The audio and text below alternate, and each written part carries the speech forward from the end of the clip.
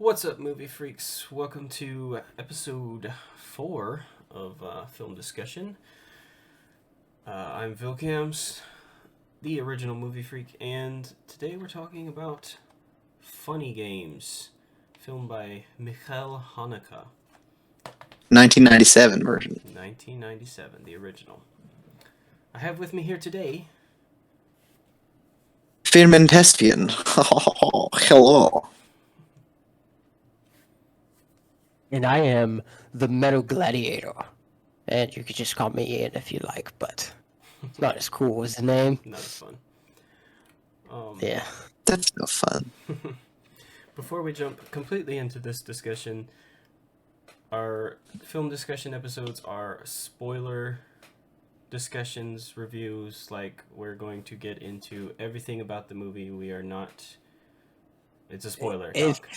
So go watch the movie and then come back. Don't even exit out though. Like, new tab or something. Go watch it and then come right back and then watch this. It's on HBO Max. It is on HBO Max. As of recording this, it is on HBO Max. Yes. If we did spoiler free, it'd be like a 10-minute video. Yeah, the spoiler free is what the movie freaks quick thoughts are for. When we do film discussion, it's all spoiler talk. So you have been warned.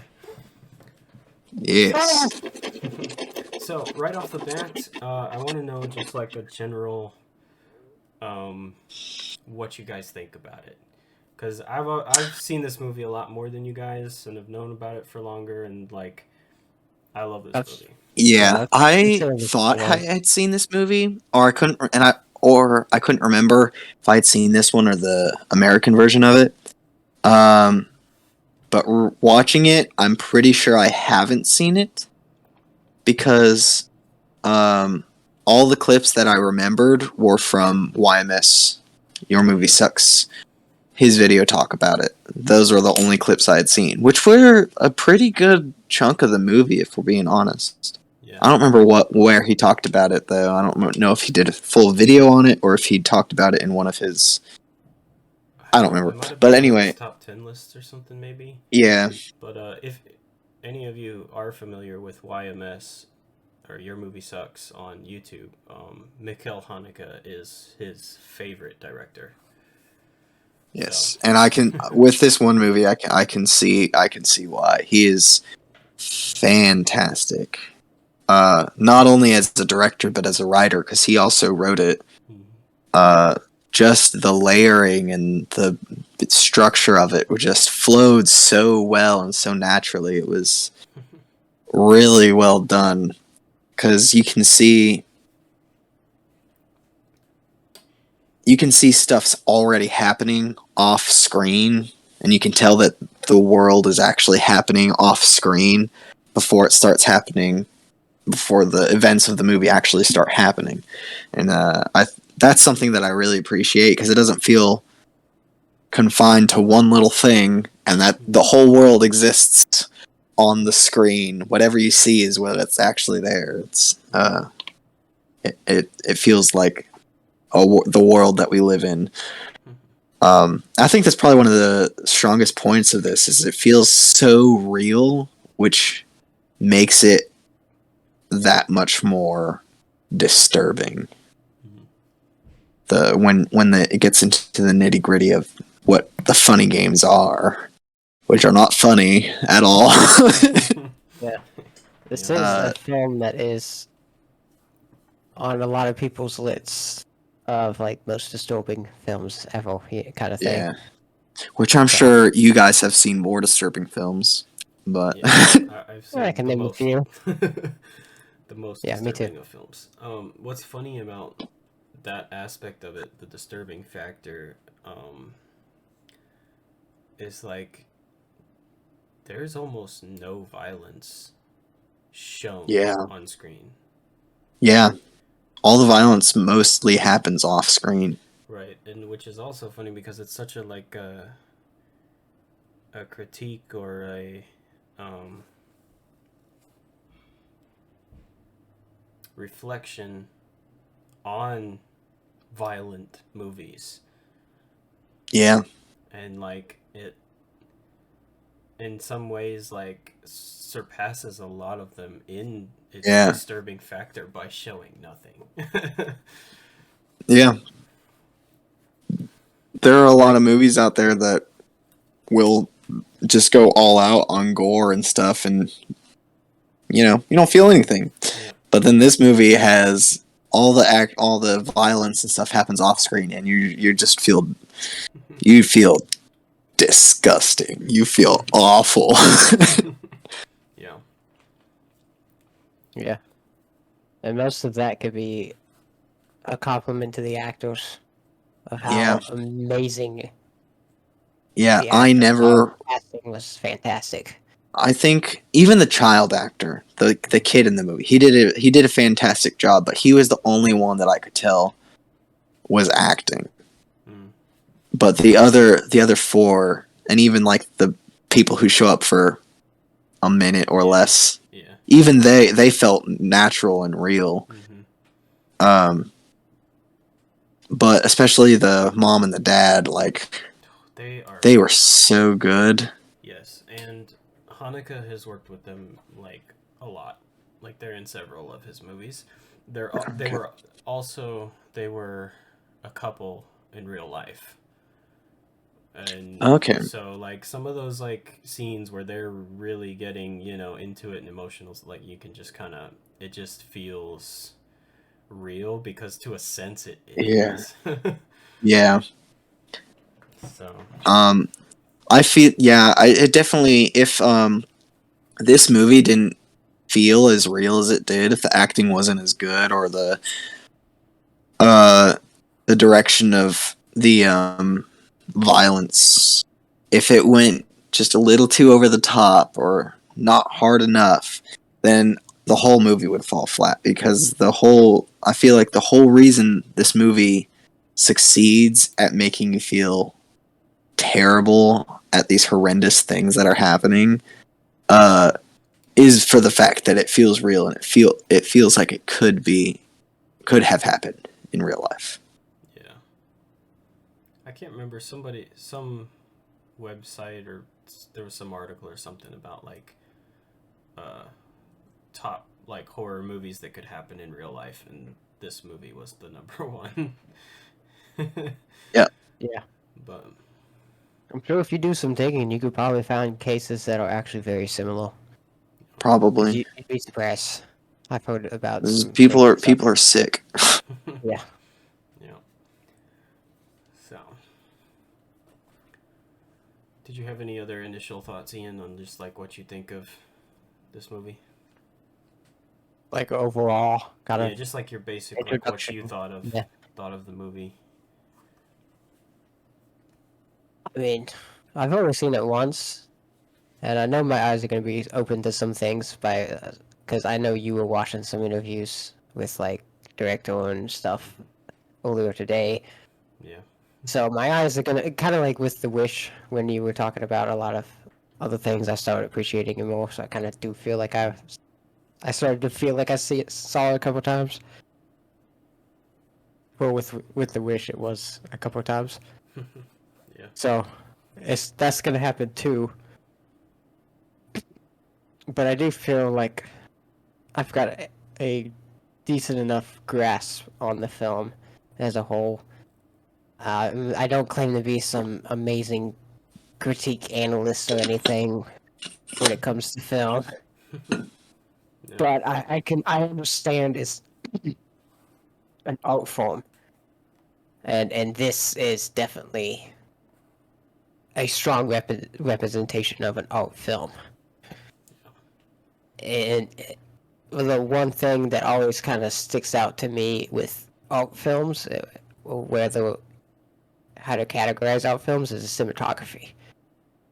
And I kind of feel like that this is something that's The cinematography for this movie was beautiful. yes. I kind of feel like it's something very hard to do Yeah. Yes. because in a simple point of view, it seems like artistic shots are just like show everything like long shots or something, but that's not the case at all. This one is very beautiful while also being very simple. Like there's Yeah. nothing like, Yeah. I mean, sure, there's a couple of, there is one scene that the cinematography is a little complicated from a technical standpoint, but like for the most part, it's pretty simply Yeah. shot. It's just Yeah. Yeah. very, very well And, shot. and Yeah. and the fact that you got a decent amount of one shotters, one in particular, after spoilers, the son dies. But like, it's Yeah. just That beautiful. that scene was so powerful, Yeah. and it's just because that was something. That's something that I wanted to bring up. The uh, sound. What do you call it? Like My sound design. goodness, sound design. Yeah, I couldn't think of the word design for some reason. Sound design was really good because you hear this guy's turning. The guy turns on the TV. Then the other guy comes back with the kid and sets him down. And is like, do that one game, and then walks away to go get some food. Then you hear a gunshot, and then the woman scream, and then you just see the TV with blood on it, and them talk. You can hear them talking in the background, and then they walk away. They leave, and then they're just sitting there, and you see the boy's body on the ground and blood on the wall and on the TV and everything, and just you hear NASCAR. Yeah. It's not NASCAR because it's Germany, but essentially NASCAR. It's Basically, Japanese racing. version of NASCAR. Yeah. Yeah, it's racing on the TV, and it's just going and going, and it's just this. It's just this noise, and it's overpowering and overwhelming, and you're just sitting there, and the parents are both sitting there like distraught because they just watched their son get shot, Mm-hmm. and he's laying there on the floor, and the TV's just going and going, and it just feels overwhelming, especially for someone who I get overwhelmed by sound a lot very easily, and just I started to get annoyed by the TV that was on because it was just so overwhelming. And then she goes over there and turns the TV off and sits there for I don't know how long, Yeah. but you can just with her body language and just it being after the noise of the TV is turned off, you just sit there in silence, and it's Mm-hmm. it's very Yeah. powerful. I really enjoyed that scene. It goes on for like I think a little over 10 minutes. That Yeah. scene. Um, that's something too I really appreciate about the way he films things, and you'll see this a lot more in a lot of other more artistic from more artistic filmmakers and stuff. But sometimes like by like American like Hollywood standard, like some of these shots are they go on for too long, right? Like Yeah. nothing's happening, but really, it really just when the shot just hangs, it really lets you take everything in, Yeah. and it's just so true for this scene. Like Yeah. it just you feel it. If that had been on a different scene, it wouldn't have worked. Yeah. But the fact that and I think the build up to it also helped. Because if you had seen the kid get shot, and it was like kind of over the top and kind of Yeah. done in a way that where like he gets pulled on like some wires or something and gets, Yeah. and then it probably wouldn't work as well.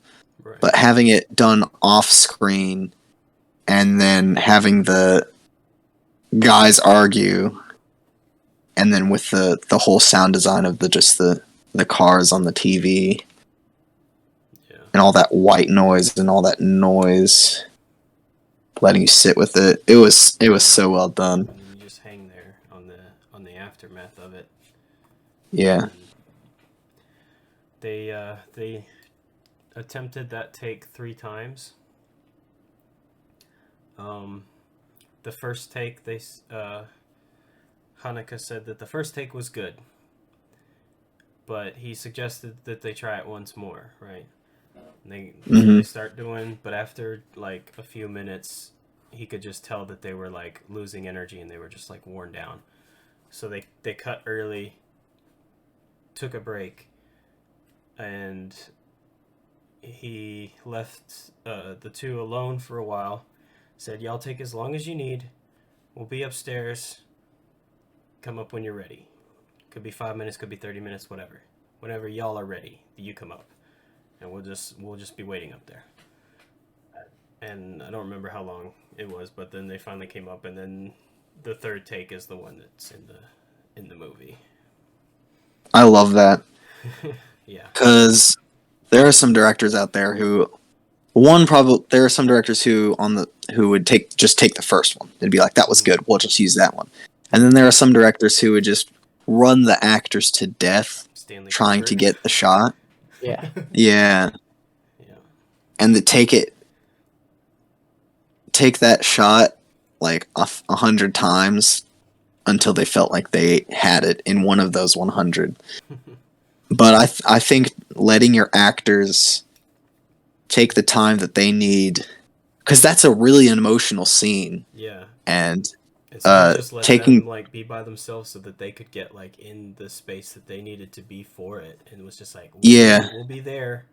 Y'all come up when you're yeah ready, that and that then is we'll film it. that is a that is a great decision from the director, and that just boosts my respect for Mikhail Haneke. Yeah. Yeah. Yeah. So, and That apparently that's what was really needed too, because that's the cut that was in the film. So Yeah. yeah. And like during that scene, the father has like just a breakdown. yeah. One of the most out one of the most real breakdowns I have Yeah. ever seen in a movie. Right. Like he's choking on his own crying. Yeah. Ugh. Like I was scared the guy was gonna choke to death from Yeah. how Yeah. much he was, because I know he's faking it, and I feel like just the way he was choking, I was like, is this guy gonna be okay? Yeah. But Please like, don't choke. yeah, and it really didn't seem like your normal like movie crying Yeah, or grieving like it at was all, but it felt so real. yeah, Like it literally was he can't like control what's going on because he's just like yeah, in that just you know that state like yeah. Yeah. It You, was extremely emotional. yeah. yeah. There's a decent handful of actors that can pull off like actual crying or grief like realistically. Yeah, it's And one now of the he's most on the list difficult for me. things. So Yeah. Yeah. Speaking of crying as well, something the mom there, I forget her name, Suzanne something, I think. Uh, Suzanne Lothar? yes, Suzanne Lothar. She apparently for a couple of those scenes would like get herself like crying for like 20 minutes before the take because that's what she, especially the one where she, um, I think when she's like towards the end when she's like really defeated and just like looks exhausted and stuff, like she had been like made herself cry for like 20 minutes before the take. And then Yeah. there was one or two of those where they did the take like a lot, so that by the last take she was like just like exhausted, and it's like that was the that was Yeah. what that particular shot required.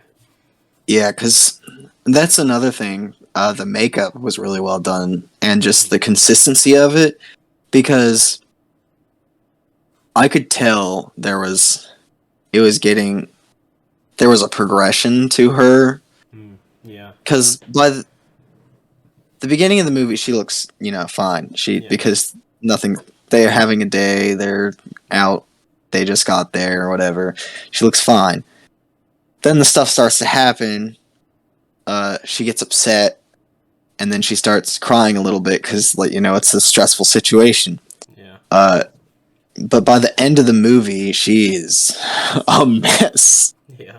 And I never felt, I could never tell that there was some inconsistencies with her makeup. And I feel like other movies would have still tried to make her look pretty at some, Yeah. like they would have made it look like she was crying and everything, but they still would have like tried to make her look She's been pretty. through a lot, but don't make her look too bad. All right, this is still Hollywood. Yeah. Yeah, exactly. No, she was a mess. Yeah. And I think they did a really good job of keeping that. And that kind of makes me wonder if they filmed it in order because of how well it was, kept up. I know. Interview on the Criterion Collection Blu-ray. Arno Frisch, the actor who played Paul, like main bad guy there. Yeah. He said they did all the outside shots first. They spent like a week doing outside shots. But then the rest of the movie was in a studio. So, I can see that. So there's stuff at the beginning and at the end that's filmed outside. So I guess they probably would have filmed all of that first, and then they did everything inside the house was in a studio. So they actually, when talking about that, he talked that they actually on the test sail on the boat at first they sunk the boat. Oh, wow.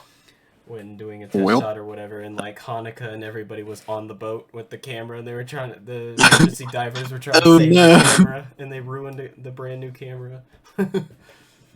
Oh no. So That was... good thing they had emergency divers right beside them. Yeah. They also talked about how doing that scene on the boat, they're really on a boat, and like she's really tied. He said he called them like magical knots or something, so it's like something that she could get undone. But like so she's really like tied, and they really tied, had duct tape around her mouth and everything. They really tip her over the boat, and then there was just a boat with emergency divers right beside them. They tip her and then they dive in and get her. But like yeah, I was wondering how they did that, because I was like, scary. Yeah, and I've seen. I follow this guy on TikTok who does who's like a prop master for a bunch of stuff, and he like shows how a lot of movies do props and stuff. And whenever they have duct tape, they put, I can't remember what they put on it, but they put something on it so that way it comes off and it still sticks, and it comes off, but it doesn't rip skin or rip hair out of you. So it doesn't hurt the actor. So they probably had that on it as well. Probably, yeah. It also comes off easier because obviously there's something on the back of it, so it doesn't stick as well. Yeah. So she probably was able to get out of it really easy, but still, that's scary. Yeah, that's a scary thing to do. But just adds to the realism we were talking about earlier. Yeah. Yeah, and too, like, it does feel really real, especially for the majority of the movie being in a studio. Like, yeah, that's what I was gonna say. It's like that was a well-built studio that could actually look that like the set is well. That set is definitely a really well done set, and the guy who played Paul is terrifying. He's so good. He's so scary. He was also another film from Mikhail Haneke, I think his second film. So several years before, I think 92, 93, something like that. He was in a movie for Mikhail Haneke called Benny's Video. And in that movie, the dad in this movie, Ulrich, is it Ulrich Müller or something? He plays like he plays Benny's dad in Benny's Video. And so when they had like first met up, or whatever their first meeting was on this film or whatever, like the first thing that Ulrich said to Arno was Benny's revenge. Pretty funny. Wow. should definitely check out Benny's video too It- if you can watch it. What was anyway. the other guy's name? Was it Peter? Peter? Yeah. Yeah, I can't remember his name because Paul always called him Tubby. So Fatty. Fatty, Tubby, whatever. Yeah. Call me fatty. But yeah, Peter. He was really good as well. Yeah. Yeah. But Paul was definitely the mastermind, and it felt like he was the one who wanted to do it more than Peter was. Peter was there, but he got a lot more emotional about things than Right. Paul did. Yeah. I don't think he'd be able to do it without Paul, but Paul could definitely do it on his own without Peter. Yeah. For sure. Yeah. The one thing I liked about this film was the beginning of how, because obviously I wasn't going in completely blind. I knew the premise of the whole thing. Yeah, So with that first shot of them like talking to their neighbors there with those two golfers, I kind of understood like, and then with the whole borrowing the eggs and stuff, that was so awesome. I love that part. yeah. Because the fact That's the part that I was talking about. That I prolongs felt. it, and they just Yeah. That's the part that I was talking about that made the world felt lived in and that it was real because, like, you see, they come up to their neighbor and then they talk to him for a little bit, and their neighbors are there and they're talking to these people, and then you find out that those people were doing the same thing to them Yeah. as they were doing to this family. Yeah. yeah. And then Um, at the end, they go to the other they place. go to the next people. Yeah, Yeah. Because it I- was really Making the the same rounds. situation. Paul was with the mom, and then someone else, came up, and so they saw him. So that when they go up to there, they've already seen him. Same exact situation as the Yeah. beginning of the film. so they can wiggle their way in a little bit better because now that they know who they are and everything. Yeah. Yeah. And it's And- like that is helped by the fact too that this is kind of like a more. These are rich people in Austria. Yeah. These are their weekend vacation homes, like Yeah. so they're all kind of just like they're in a safe place and they all know each other, and then so Yeah. they're guarding down. And those kids, and they're definitely kids. They've got to be like somewhere in there, like somewhere between 18 or 21. I would put them probably. They definitely feel like they also come from wealth. Yeah. And I think they say something about it too. Mm-hmm. Because Paul is talking about how Peter was like he wasn't well off. He puts on that he is, but then immediately is like, that's all a lie. Yeah. All of that was a lie. You probably figured that out, but it was all a lie. Yeah.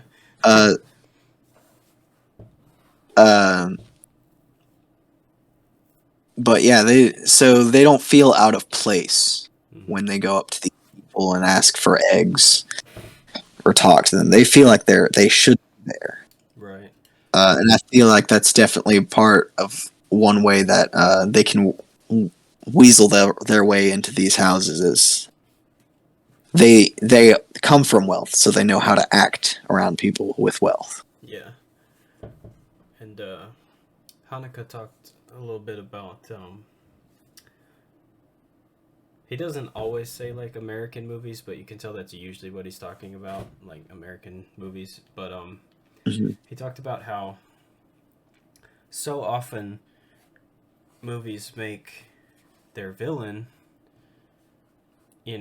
have you got this sympathy or whatever it is, they love to make people feel sympathetic for villains.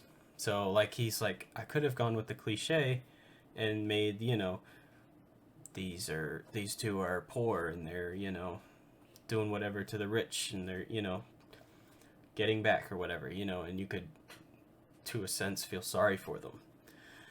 But he was like, no, I'm not gonna do that. I'm not gonna do the cliche. He's like, it's gonna be like they're coming from the same class. They're just evil. Evil is just Yeah. They're Yeah, they're messed up, and yeah, it still felt real and natural for them to be. Yeah. Like I don't really need to know their backstory. Right. I don't need to know anything about them because this is the moment that they're that we're seeing, and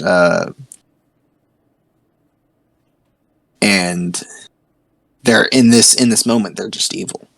Yeah. Yeah. What are your all's take on the the most stereotypical metal music at the beginning of the movie? Like this is what people who don't listen to metal think of when someone mentions metal. Hold on. I want to go back to the villain thing. That's what I meant by stereotypical. I don't like Yeah. not to offend anybody out there. I want to go back to the metal thing, the villain thing. Okay.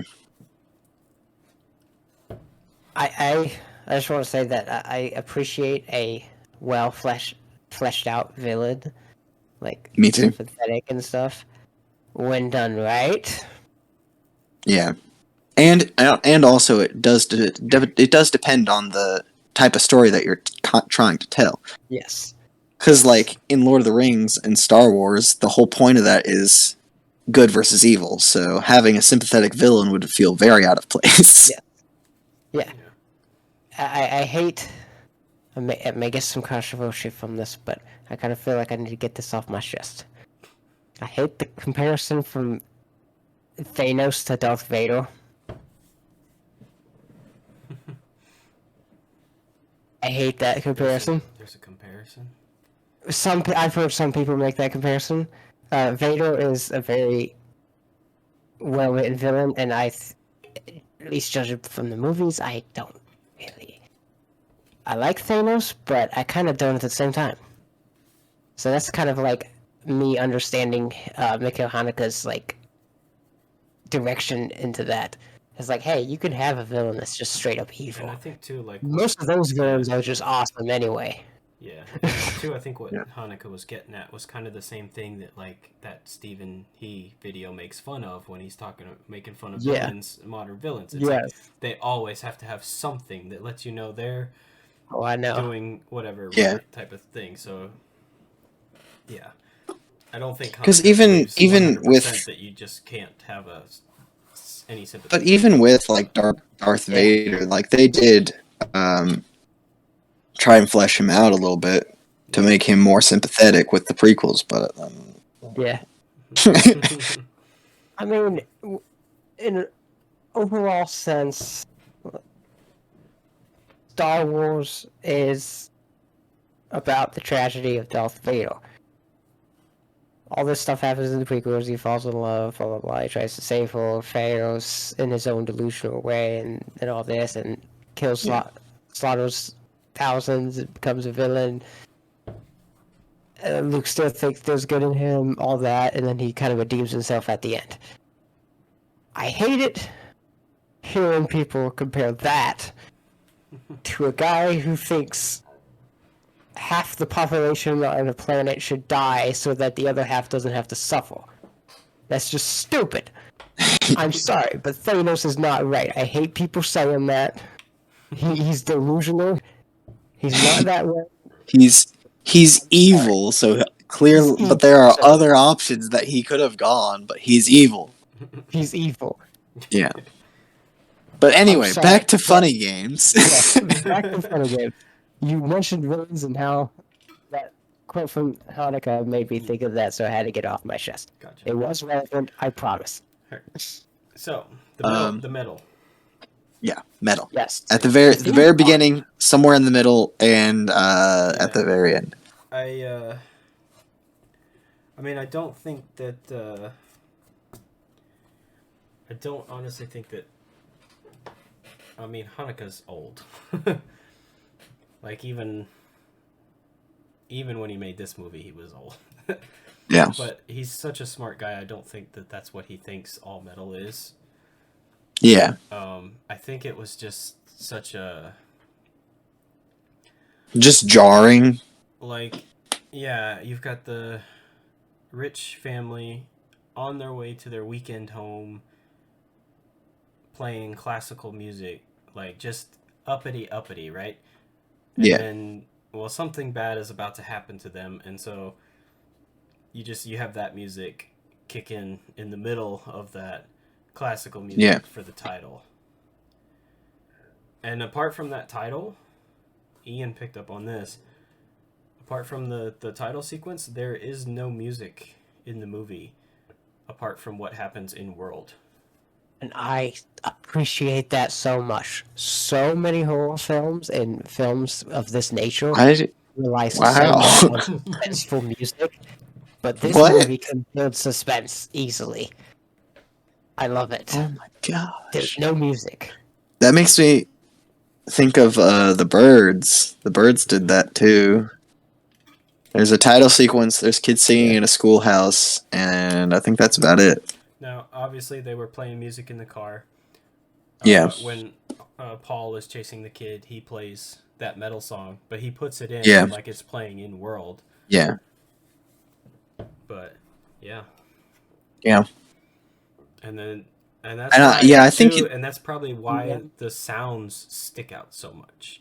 Yeah. yeah. Like, Yeah, I do remember there not Sure. being any music for that one scene that we were talking about because yeah, the noise of the TV, and then she turns it off and she just sits in silence. yeah, Because music would have ruined that scene. oh yeah, Yeah. Maybe not ruined, but it wouldn't have been as powerful yeah, for sure it would if have they had just played been music. a typical scene. Yeah, and it also probably would have felt longer if Yeah. they had played music over it. But Right. what I had taken from it is, they're playing classical music and everything, and then out of nowhere it plays that music that's just really loud, really obnoxious, and so jarring from the what they were listening to. It kind of made me feel like something bad's about to happen. Like this is their life's going to be flipped over on its head. Right. And I think that's essentially what that music is there for. Because the only other two times that it happens is when he's chasing the kid, and at the very end when you're like, oh, he's going to do it again. They're about to do the same thing again. Yeah. Yeah. So yeah, I think that Placement of it. that music was intentional. Yeah. And I They think were- it was intentionally supposed to be obnoxious. Yeah. Oh yeah. I love it. I thought it was a very fitting theme. Yeah. Because I mean, you basically got to call it the Funny Games theme, because there's nothing else for it. But, like, it's very fitting and very. But yeah, that's what Yeah. people think of when you say. Well, that's what non-metal listeners think of when you say Metal. metal. Yeah. Oh, I don't like metal. That's what they're thinking of. Right. Exactly. Yeah.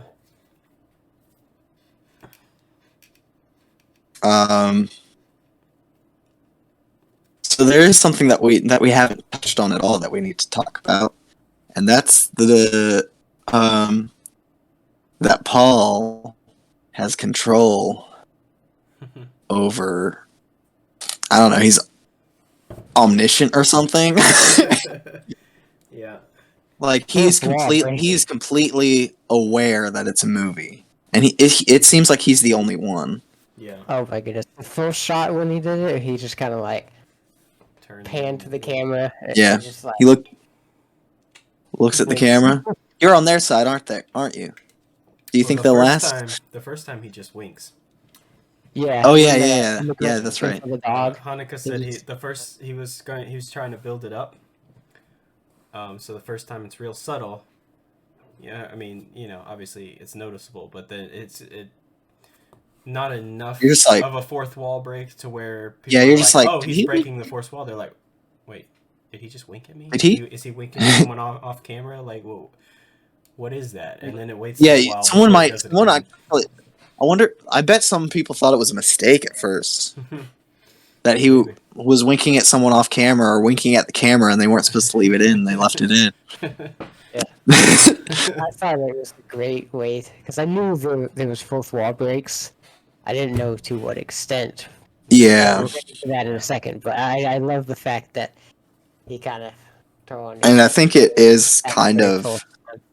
back to what you were saying, William, about how it goes back to a commentary on violent movies of the time and still now. Yeah. Yeah, because some of the stuff that he's, it's like Paul's whole thing is like, I'm making a violent movie. I've got to do this stuff and that stuff because that's what people want. That's what the audience wants to see. And the part two with the remote.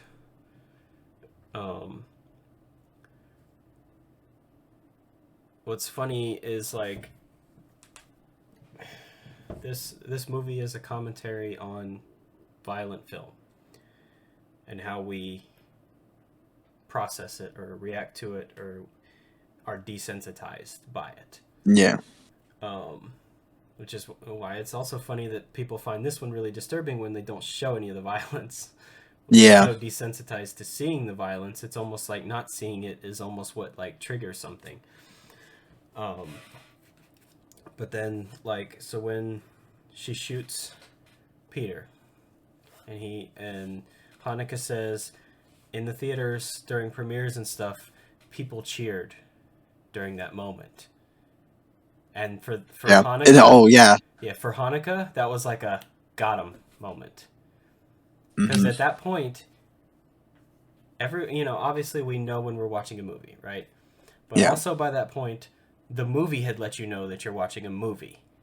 Yep. And you're still falling into those same tropes. Oh, I'm supposed to root for them. I'm supposed to cheer when the good guys kill the bad guys. And then, obviously it was just crushed. Immediately. Yeah. Where's the remote? Rewinds it. Yeah. But for Hanukkah, like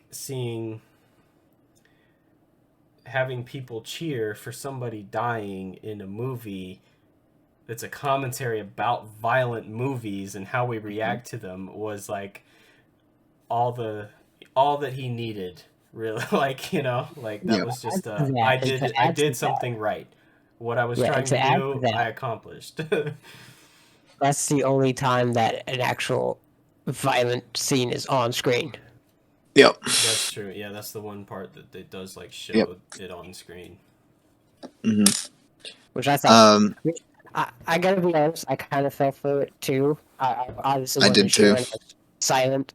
I mean, I was like, oh, thank goodness. And then he rewinded. I was like, oh, gosh darn it. And then he's looking for a remote, and I was like, remote? And then he starts rewinding. Instead of probably the normal reaction to audience being like, what the heck? I was like, I just thought it was cool. I was like, that's so cool. Yeah. You don't see that in films. Yeah. I had known that was a thing before. I had just completely forgotten about it until he grabbed it and rewound it, and I was like, "Oh yeah, dang it!" Yeah. And also, the other thing is, I couldn't remember if I had before or how it ended. So I was convinced that one of them was going to get away. One of them was going to live, and one of them was going to get away, and the bad guys, these evil kids, were going to not get away with it. But nope, they did, and the whole family died, and I was like, yeah. So was the previous family, and the next family too. There was one scene that bothered me at first. Until I really started thinking about it. And that's the scene where the kid runs away, where he gets away and he runs away to the neighbor's house. And the reason that bothered me was because he ran upstairs and then climbed out the window. Paul knew that he ran upstairs because he could hear him, because those stairs were loud. But I was wondering how he was able to follow him out the window, through the lake, up to the neighbor's house. Like, I was like, how would he know that? And then the kid just didn't hide. And I was like, well, maybe it's because he's a kid, and kids, like, if I were his age and I were in that situation, I would probably be moving around a lot. I probably wouldn't want to hide in one place. I'd be too afraid to stay in one place. Yeah. The kid was pretty smart to, like, not just run straight out the door, make it seem like he was hiding up front, but then go upstairs. But then, too, like, he was trying to climb over the gate for a couple of minutes. Like, Paul might have looked out the window and seen him trying to climb over the gate or something. I don't know. But then I thought about it after the fact, and I was like, well, this guy can break the fourth wall. So what if he knows everything that's on screen? If it's shown on screen, what if he knows about it? And that way, that's how he knew that he went around the fence, through the lake, and then walked up to the house. And if he had hid, he would know where he was, because the camera obviously would have showed it. Right. And so that kind of made me. That's still kind of reaching, I think. But that's really my only problem with the movie. It's like, that felt a little. That could be why he may have known that the kid didn't load the gun either. Yeah. There are a few times where I'm like, how would he know that? And it was like, well, it was shown on screen, and he can break the fourth wall, so he might be able to tell. He might be able to know. Yeah. That honestly could have been Haneka's intention with it, too. Yeah. Because of... That's really the only thing that saved that scene for me, was my realization of that. Because otherwise I'd be like, point, though. Okay, sure.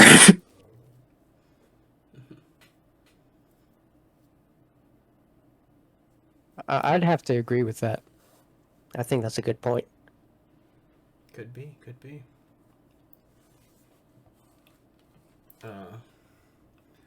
I like, too, how Paul and Peter call each other different names throughout the film. Hi, Beavis. Hi, Butthead. Yeah, Beavis and Butthead, Tom and Jerry. Yeah. Like, Tom and Jerry, obviously, a pretty violent cartoon that's like, kids and stuff. So I think that was intentional. Yeah. Another thing too about that is that Haneke told the actors, he told the family, basically, like, you're acting in a drama, like a serious drama. And told the other two that, like, you're acting in a farce, he called it. And said, don't play off of the other one's emotions. You play in your bit, and you play in your bit. That's how you need to act this. Which I thought was interesting. Yeah. Because he didn't want that... I don't know, it would have broken that sense of just, they're just evil and having fun with all this. Because if they were playing off of the family's acting, like, they might have gotten, like, you might have seen hints of, like, sympathy and stuff like that. Or, something. It wouldn't have worked like it worked. Yeah. Yeah, they definitely, especially Paul, felt like he was just having fun. Yeah. which is why it felt so dark and so... Yeah. Yeah. When I posted my review rating on IMDb, one of my friends texted me and was like, "Oh, is that really effed up movie that I heard about?" And I was like, "Yes." Yes. That's it. That's the one. Yes.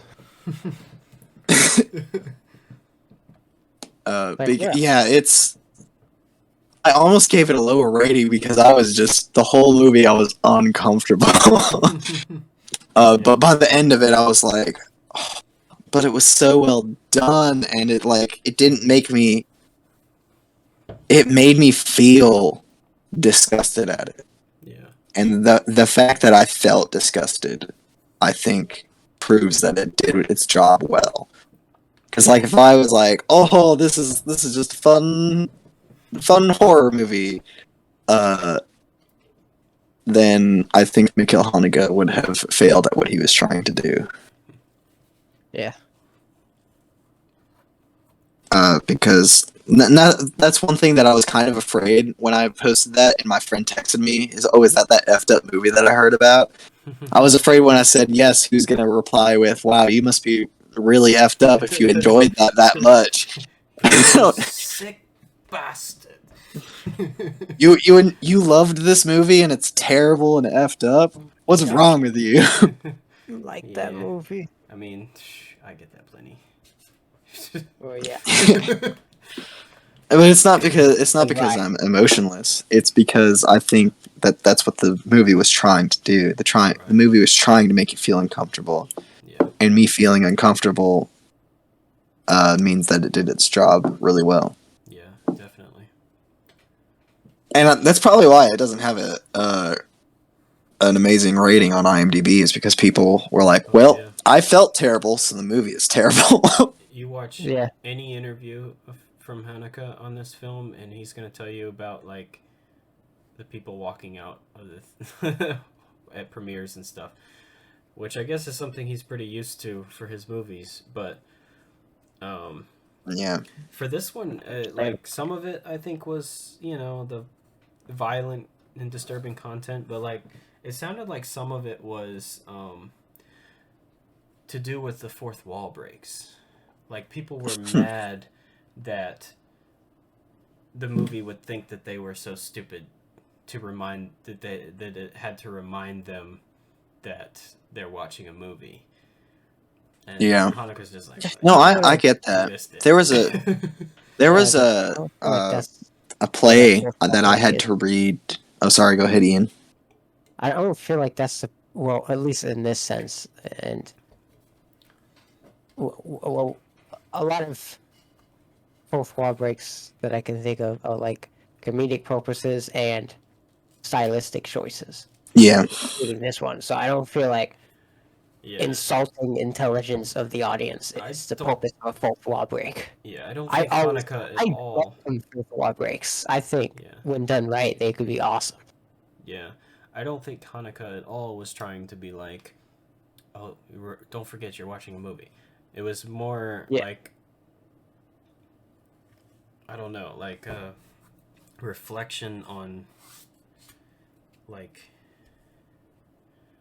how we react and how we feel about such violent movies. Yeah.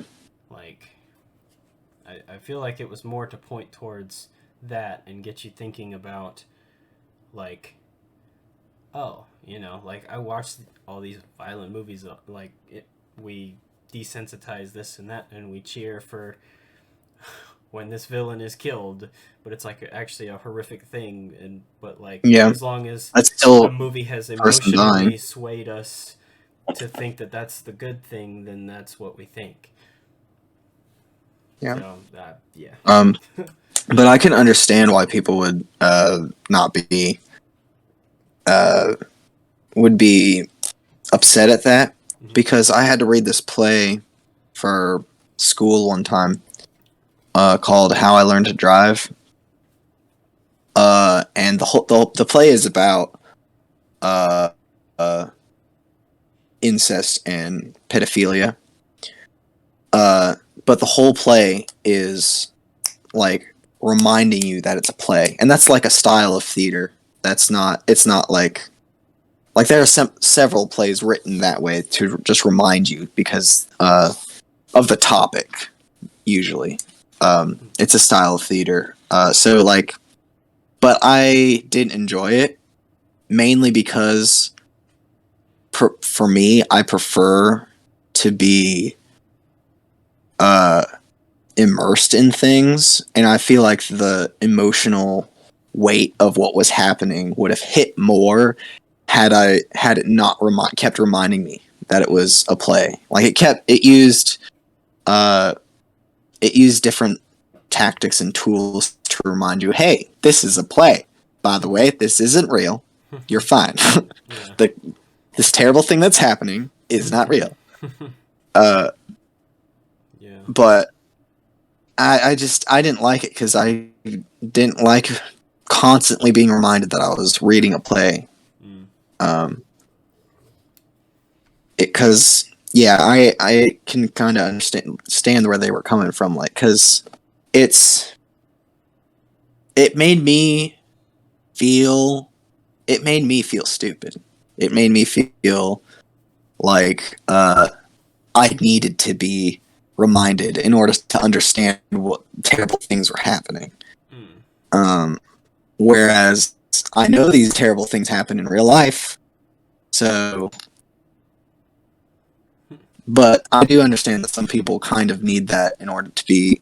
But for me personally, I just didn't enjoy being constantly reminded. So. Yeah.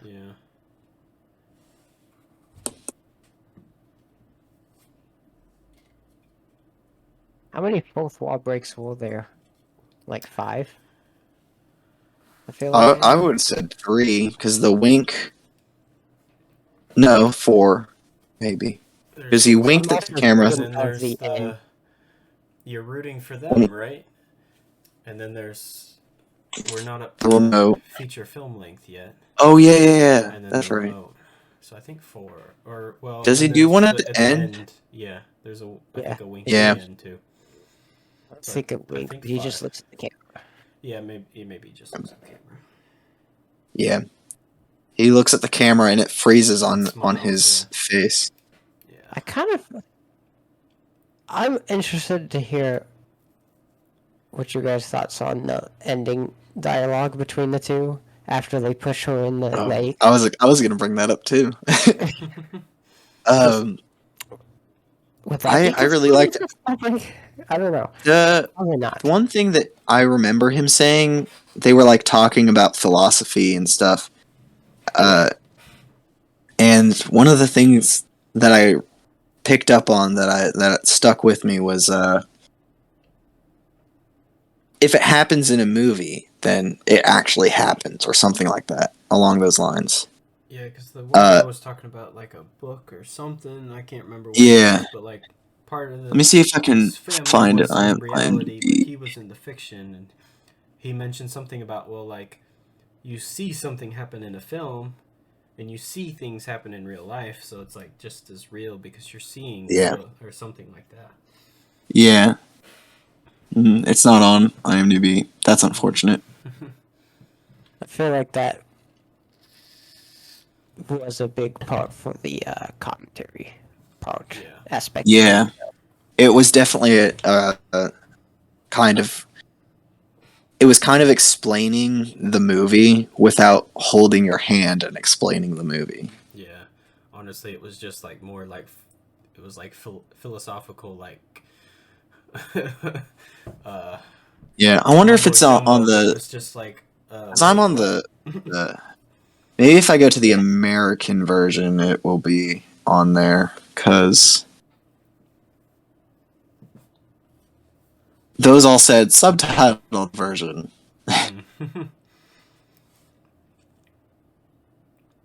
Nope, that's Goofs, not quote. That honestly was the one thing. Despite all the fourth wall breaks, that was the one thing that kind of threw me off for a second.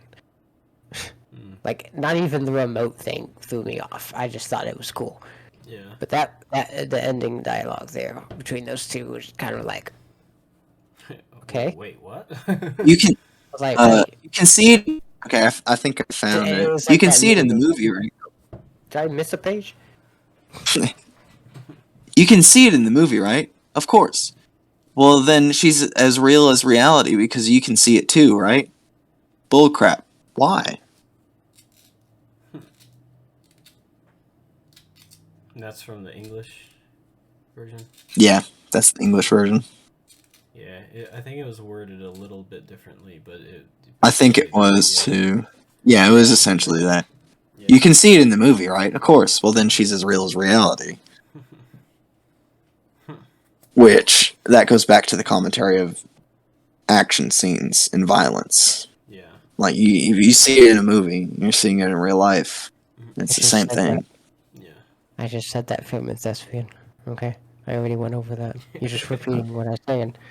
Well, maybe I heard you and didn't process that I heard you and just Well, repeated this is what you actually said just a without. commentary on podcasts because a lot of people, you have so many people on podcasts. A lot of You can cut that out, William, and just make sure that Ian gets all the credit for that. it's just I was trying Or to do you it. could cut Ian's out and make sure I get all the credit. I'm probably just trying to do gonna it cut there. Ian out completely, and this I whole was video trying is to do just it gonna be that kind of reference the film, but the film kind of ruined it.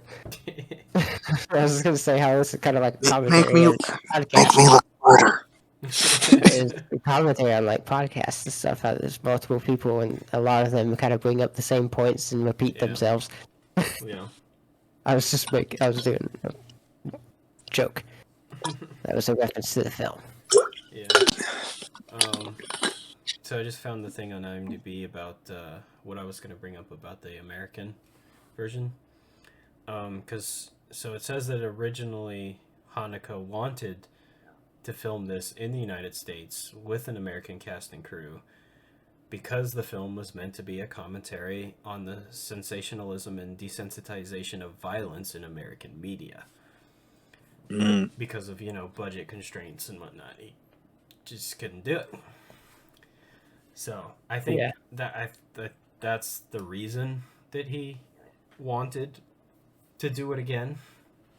Yeah. Because it's that the point of the movie is more directed at American cinema than anything else. Like Yeah. Yeah. So I understand why he wanted to make the same movie again, but try to get American audiences to watch it. Yeah. But I don't know how well it worked didn't appreciate it because a lot of people just saw it as, oh, he made the same movie. Yeah. So.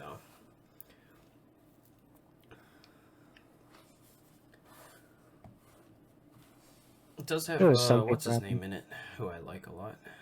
Tim Roth? Tim Roth, yeah. Yeah. Yeah, that's the one reason why. He is an amazing actor. I really want to watch the American one. Yeah, just for that. As well. Yep.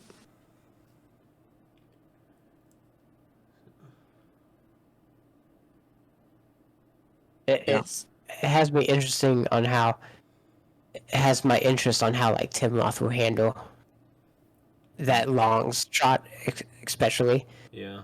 I'm curious as to how he will handle a lot of things. That's amazing something that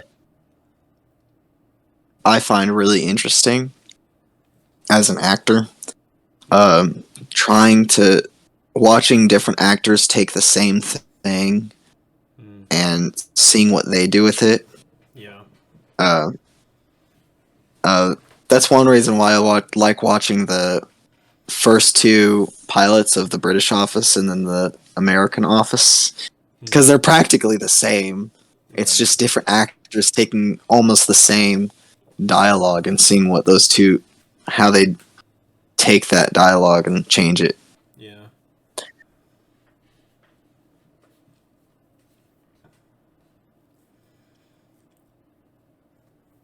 Yeah, because I not just want to see Tim Roth. I mean, that's a huge part of it, but I want to see how what Peter and Paul are like in the American version. Yeah. I want to see if they can I like Arno Frisch so much though. Like I don't think anybody's gonna compare it to him for me. Probably I not. Love his performance. I can't imagine. Yeah. I can't imagine that it. But I still would. I'm really interested to see what they do with it. Yeah. I saw a clip of I think it was in maybe when Horrible Reviews was talking about it, he showed a clip of the American one, Fourth Wall Break, when they're on the couch, and he's like, "What do you think they should do?" and stuff. And when I saw it, Mm. and then, and especially now, I kind of felt like it just felt out of place. Mm. It just felt weird. Hmm. And now that I've seen the original film, it feels still feels weird, just from my memory of this clip. Yeah. I haven't even seen I don't have a lot of I don't think I've seen as much stuff about the remake as I did about the original, because really the only picture from the remake that I can imagine in my mind is them all sitting on the couch with Tim Roth there. Mm. Yeah. I think I know what you're talking about, Ian.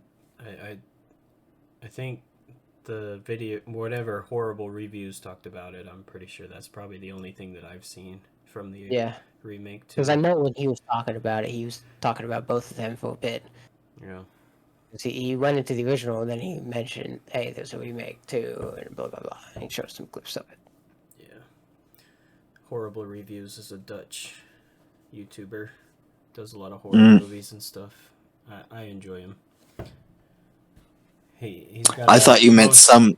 I thought you meant some guy on YouTube just did horrible reviews.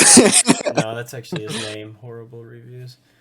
He has like his most popular thing is the most disturbing movies ever. He's got like so many parts of that, and then Yeah, he did a video series he on the video started nasties with and just a stuff list, like he top just 10. Google searched Yeah. most disturbing films, and then a lot of people started recommending Yes. It disturbing just kept going. films. So then he kept going. But it starts off with the actual list Yeah. The of top 10 disturbing list or films. whatever. Mm. But yeah. But yeah, Funny Game's definitely on there. Yeah. So That's we where I have first shouted heard of out it, two actually. YouTubers in this video. Yes. So go follow YMS and go follow Horrible Reviews. And go follow the Metal Gladiator. Don't follow the Metal Gladiator. Don't follow Philcamps 93. No, you're And not how are they going to 93. be watching this? You're just Philcamps on YouTube. Yeah. So. Follow Thespian and Film. Don't follow Thespian Film because I don't know who that is. Film and Thespian. There you go. Okay, now we're getting to the point of the podcast where we thank our sponsors. This video is sponsored by YMS. No, just kidding. Raid Shadow Legends. Raid Shadow Legends. Oh This my guy- goodness. Sorry, I just found something that I thought was really interesting. Oh yeah. Benny's video was Arno Frisch's very first film. Yep. I think honestly for this one for Funny Games, I'm pretty sure he said in the interview on the Criterion that when he got the offer from Hanukkah, he had like literally just finished high school and was like planning to like study music. Oh wow. So yeah, he's a Yeah, teenager because funny. in Yeah, Benny's video. in Funny Games he was. Funny Games was his second film. So that's Yeah, he's not done much, honestly. 5 years. No, he hasn't done a lot. He has 37 credits. Yeah, I think he did some TV and stuff, but yeah. And of all the main adults in the film, like he's the only one still alive. He's the only one that didn't die at some point in the film too. Yep.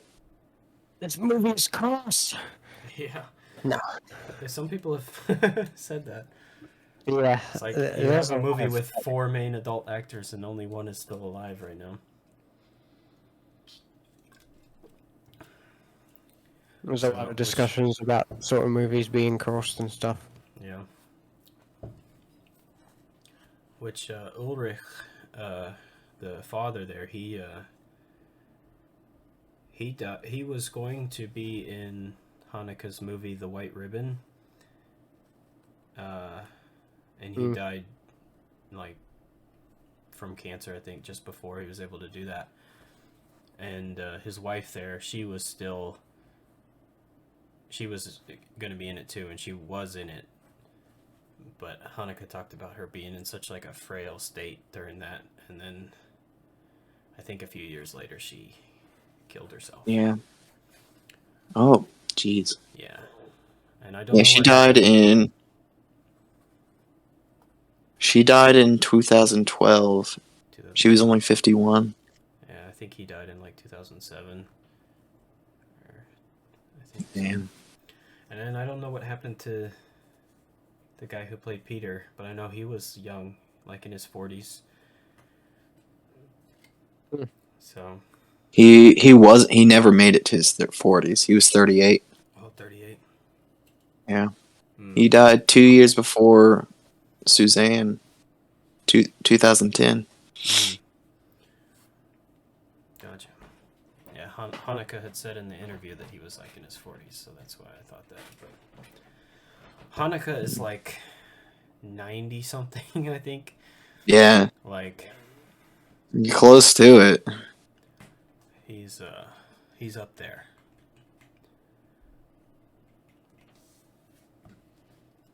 I definitely want to watch like all of his films now. Yeah, I do too. I definitely want to watch more of his stuff. Because I've only seen a few. For a while, anyway. I've seen Benny's video, Funny Games, a lot. Like I've watched Funny Games like 4 or 5 times with subtitles and twice without subtitles. And then I've also seen The Piano Teacher, because that got a Criterion release as well. And I have White Ribbon and I have Amour, but I haven't watched those yet, and I've heard those are like really fantastic as well. So I need to check those out. I know Amour was like number 1 on whichever year that came out on YMS. Oh, list. Yeah, top list, yeah. I remember that being 2012. number 1. Yeah. 2012. Mikhail Hanukkah was born in 42? 42. So that makes him... Oh my goodness.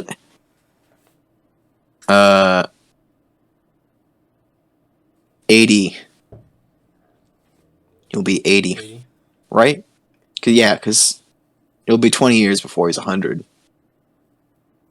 Okay, yeah, he's 80. Okay, I was thinking he was older than that. I was thinking he was like 90. I was 10 years off. Okay. He's still old. Yeah. Yeah. Because, like, I mean, you see him now with his beard and everything, and then you see pictures and stuff of him when this came out in 97, and, like, he looks the same with less wrinkles. Like, he's still got the same beard and hair, like, you know, gray. Like, he was old when this came out. And that was 20-some years ago. Yeah. But cinematography. I mentioned there was a shot that was like technically difficult. I'd have to go back just to make sure, but I'm pretty sure, I'm gonna say like 90% sure that this was a one take. From the moment it's looking outside, but like from in the house, and she's trying to get Paul and Peter to leave. And so there's 3 characters, and then the dad comes, and then the kid comes, and now there's 5 characters in shot. And they come inside, and she goes over here, and then she's over here, and then she's going up the stairs. So there's people walking around each other and in front of each other, and the camera, I'm pretty sure the camera doesn't cut until they grab the golf club to hit him. I think you're right. So like it's like a technically difficult shot because it's a pretty confined space, and there's like 5 people and they're moving around and the camera's going back and forth a little bit. Obviously, it doesn't do anything crazy. It's not like twirling around them or anything like that. It's still like simply shot, but like it's nice. Yeah, It's it's well nice. Yeah, done. I know what you're talking about. Yeah. Yeah, and I really like too the way talking about how not a lot of violence is actually shown in the film. In that scene, right after he grabs the golf club, you see the shot of the dad, and you see the golf club swing in the mirror. And that's all you see. You just see it for a second swing in the mirror, and then like he goes down injured, and I don't know. It's just a really nice Yeah. cinematic moment, like shot that just works. You can just like, even though you barely see what's happening, you can just feel what's happening. Yeah. Yeah, I don't know how else to explain that. yeah, I yeah. I don't think I caught that the first time.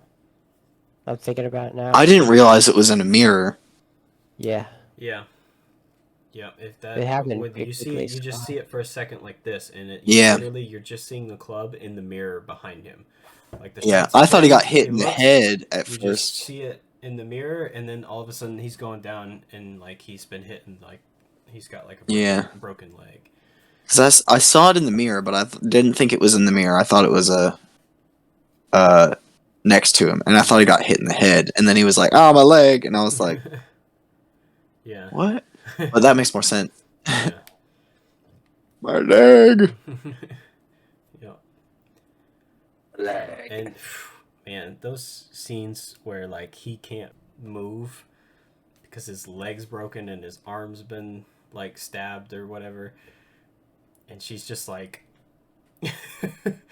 Yeah. carrying him to walk. Yeah, It's like they're not getting anywhere. They're not like- going anywhere. I was like, man, that's a rough Oh, shoot right there. oh my goodness. The scene that I think sank my heart the most was when the dad is trying to get the phone to work, and then you just hear thunk, thunk, thunk, thunk, thunk, thunk, and then you see the golf ball roll into shot. I was like, oh no. Yeah. that was awesome. So good. That was So good. so good. Oh, and when she's like running away trying to get help, she sees a car coming and she could have waved him down, but she stops and thinks, "Oh, hold on.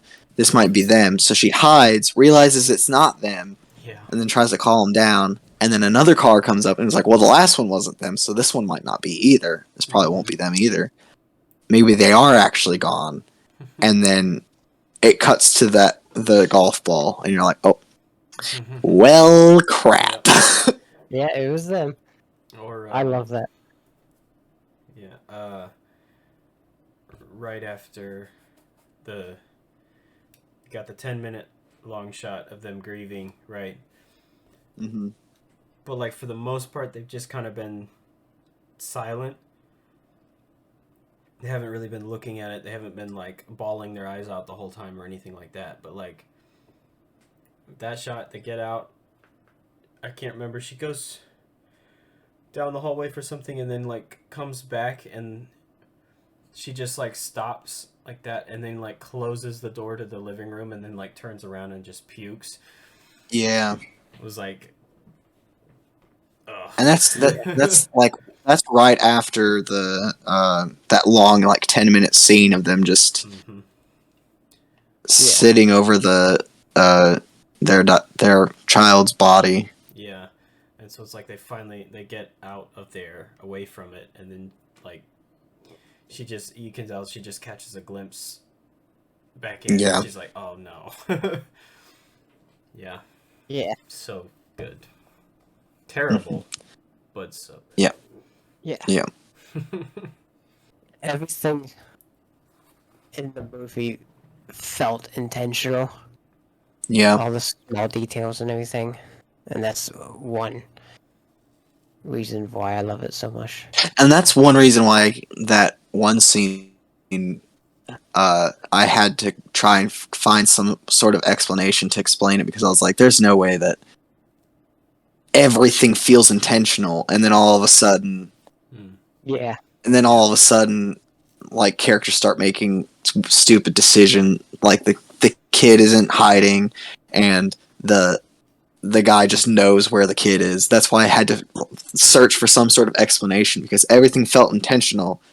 And then just to be lazy like that, and just in the middle of the movie for one little scene, I was like, there's something that I'm missing. Yeah.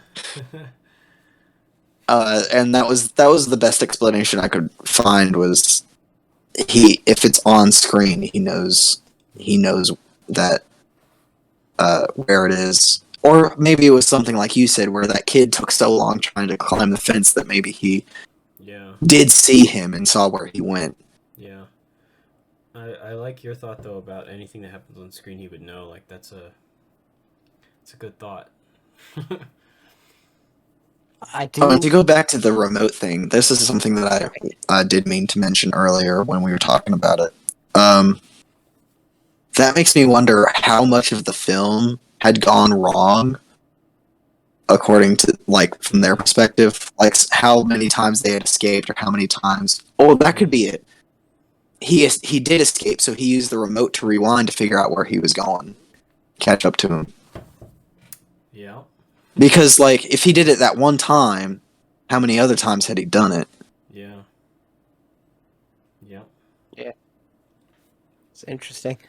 I do want to say, so I don't know if this is true for you guys. I feel like it is, but I have kind of like a list of movies I wish I could go back in time and see in the cinema for the first time, like the same night and everything. This is definitely on that list now. Mm-hmm. I would love to see this film. To everybody being all like, "Woo!" for the backyard diary.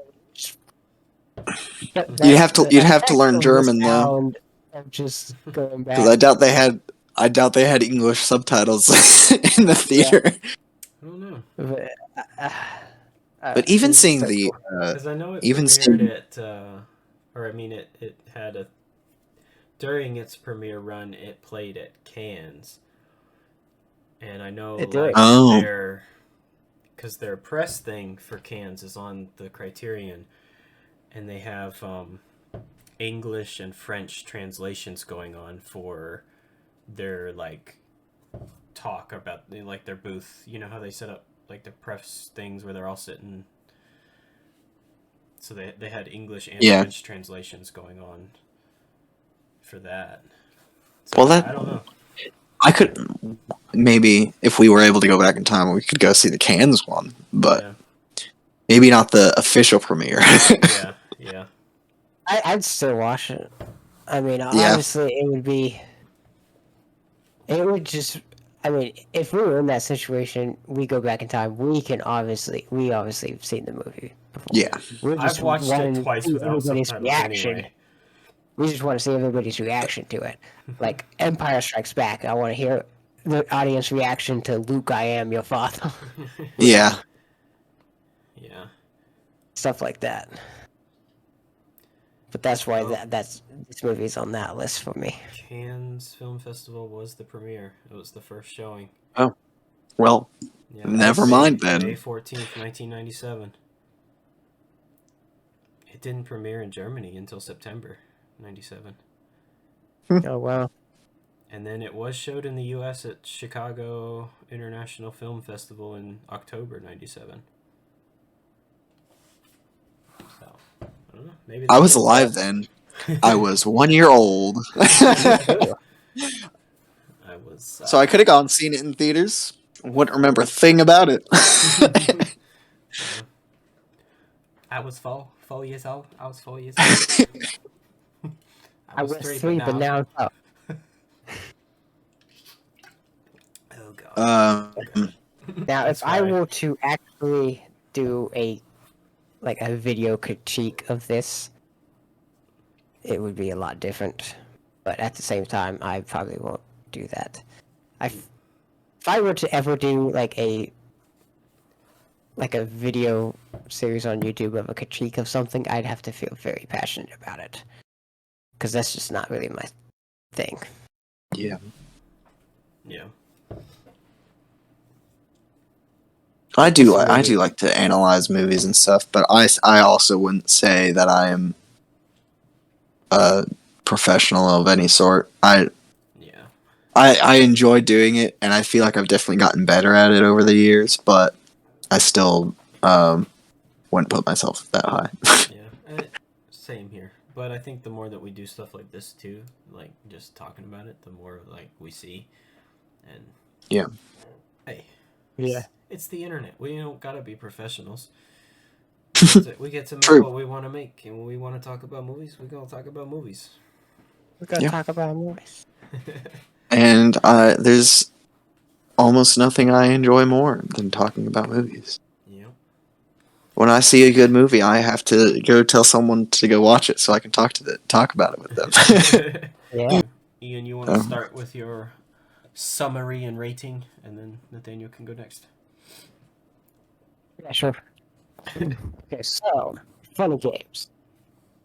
This is a fantastic film. Love it. Only seen it once, so it's gonna be one of those movies that I'm gonna appreciate even more every time I watch it, for sure. I just got that gut feeling about this film. Um, I love the stylistic choice of no music, because despite myself being more of a music person than films, I appreciate the separation of it.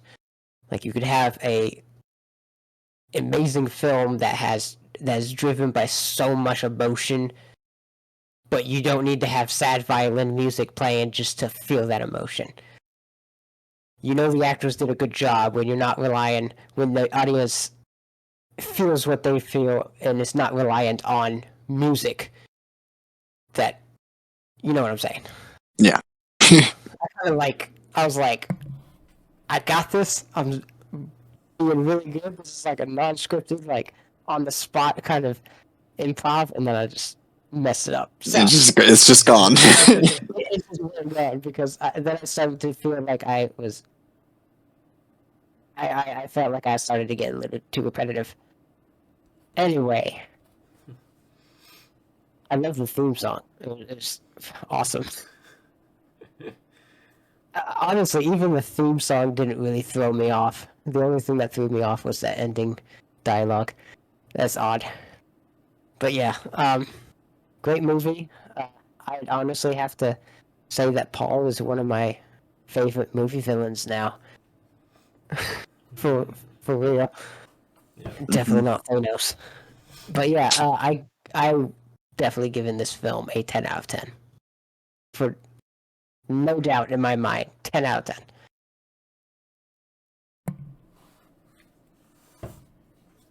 Nathaniel. Best being in the film. I agree with pretty much everything Ian said. This movie is fantastic, very masterfully made.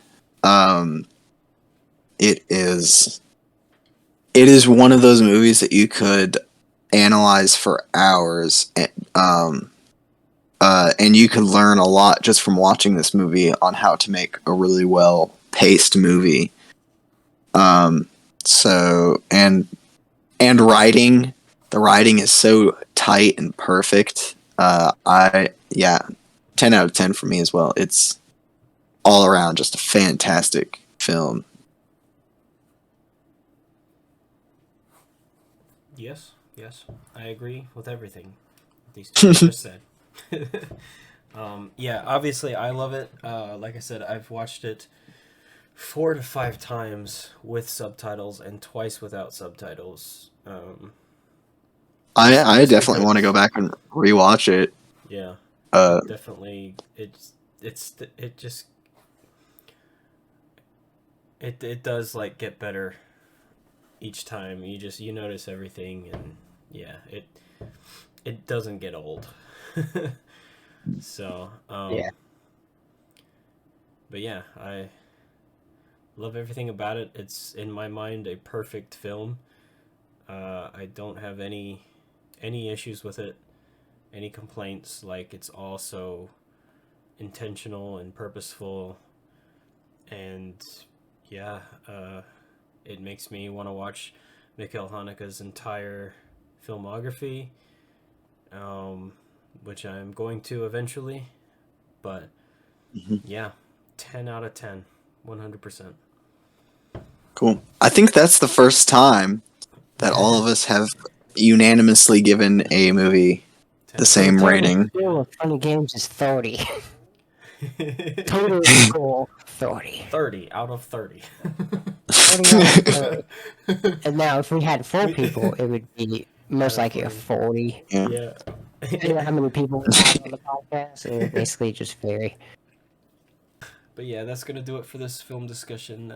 Thank you, whoever watches, tunes in. Be sure to subscribe to Film and Thespian and The Metal Gladiator. I will have their links up here on the end screen. And we'll have some links down in the description area too for whatever else we want to plug. So, until next time. Auf Wiedersehen. Auf Wiedersehen. Wiedersehen. I mean, I am proud of. I'm so proud of we're myself. gonna cut you out of the whole video anyway. It's just gonna be me and Nathaniel talking, but So every time I say something, there's just it just cuts. you two are just responding to nothing. It just cuts every time you talk. He's not going to cut you out of the video. He's just going to cut out every time you talk out of the video. You'll just be there the whole time, just not saying anything. I'll leave like the first little bit in when you start to talk, and then it'll cut, so people know you're about to say something.